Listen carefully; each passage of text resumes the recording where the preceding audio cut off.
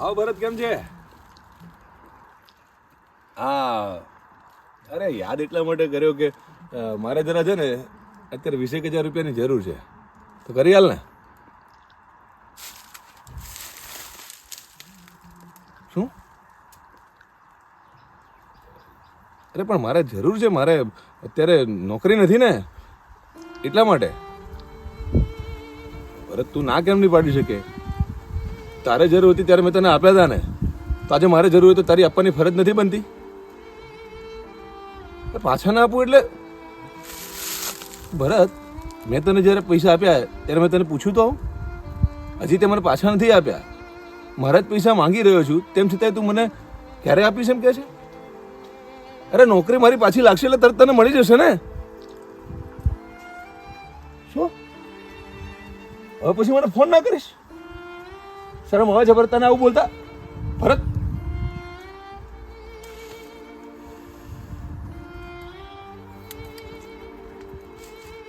કેમના પૈસા કરવા, નોકરી ક્યારે લાગશે કંઈ ખબર પડતી નથી. ભગવાન, બસ હવે તું જ રસ્તો દેખાડ. હા મસા, જય શ્રી કૃષ્ણ. મસા, હા બધા મજામાં. મસા, મારે 15,000 રૂપિયાની જરૂર છે. કેમ?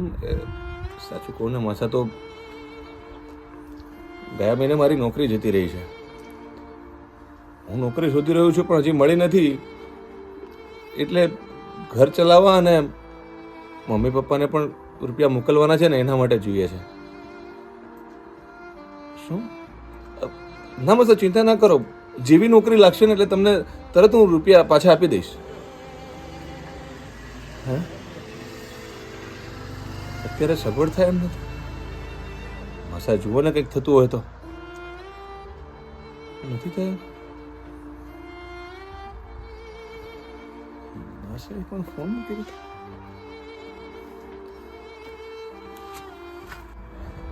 ઉભા રહો. મારે ખાવા જવું છે. पैसा भरो फिर खाना मिलेगा. હું પછી પૈસા ભરી દઈશ ને. नहीं नहीं, निकलो निकलो.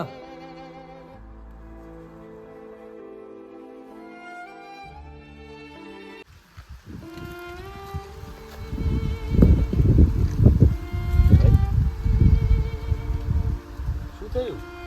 તમે અહીંયા બેઠા છો ને આમ ઉદાસ? વાત કરો ભાઈ, આફતો અને પરિસ્થિતિઓથી ઘેરાયેલો માણસ. મારી મારી નોકરી જતી રહી છે, પૈસાની જરૂર છે. જેટલા લોકોને હું મારા પોતાના ગણતો હતો, મિત્રો ગણતો હતો, બધા આમ મોઢું ફેરવીને બેસી ગયા છે. બે દિવસથી જમ્યો નથી, ભૂખ લાગી છે મને, પણ મારું પોતાનું કહી શકાય એવું કોઈ પૂછનારું નથી. ના બેસું તો શું કરું? બસ આ ભગવાન જોડે માંગણી કરી રહ્યો છું, નોકરી અપાવે તો બધું સમસૂત્રું થાય. ભાઈ ચિંતા ના કર, બધું સારું થઈ જશે. તને ભૂખ લાગી છે, ખાવું છે તારે? ચાલ મારી સાથે, હું તને જમાડું છું. ચાલ. ના ભાઈ, હું કોઈની અહેસાન કે મદદ લેવા નથી માંગતો. મને મને નોકરી મળશે, મારી જોડે પૈસા આવશે તો હું જમીશ, ત્યાં સુધી હું ભૂખ્યો રહીશ. નોકરી હું તમને અપાવીશ, બસ મારી વારે પૈસા પણ આવશે. અત્યારે મારી સાથે આવો આવો.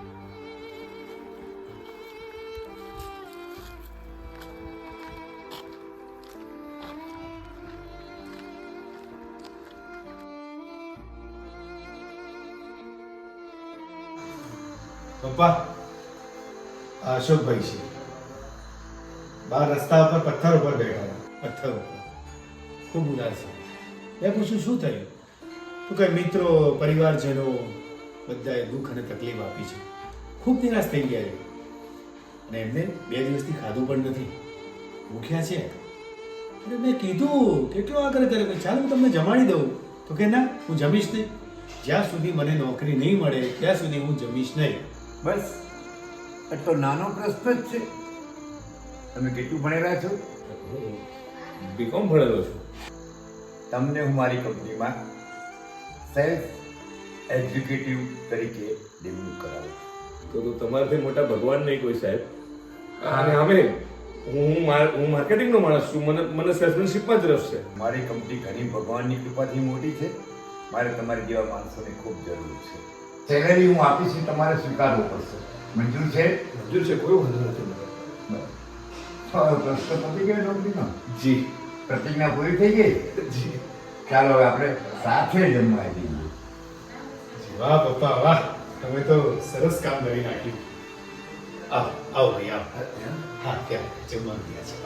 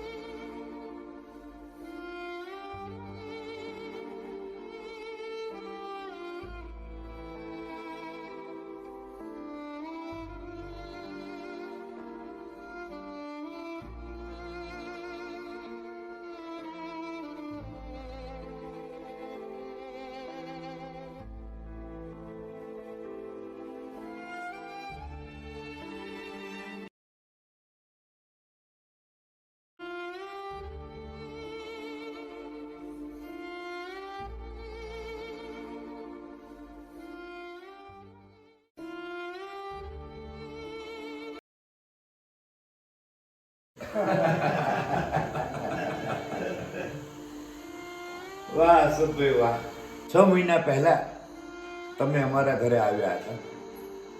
આજે અમે તમારા ઘરે આવ્યા છીએ. સરસ મજાનું મકાન બનાવી લીધું અને તમે અમારી કંપનીને પણ ઉત્તરોત્તર ઘણી પ્રગતિ કરાવી. 6 મહિના પહેલા તમે મારા ઘરે આવ્યા અને આજે અમે તમારા ઘરે આવ્યા છીએ. 6 મહિનામાં તો તમે સરસ મજાનું મકાન લઈ લીધું અને અમારી કંપની પણ ઉત્તરોત્તર પ્રગતિ થઈ ગઈ. બસ કાકા, તમારા જ આશીર્વાદ છે. અરે સાહેબ સાહેબ, બહાર બેઠા બેઠા પથરા પર બેઠા કોઈ રડી રહ્યું છે. સારું, જઈને અમને અંદર લઈ આવો.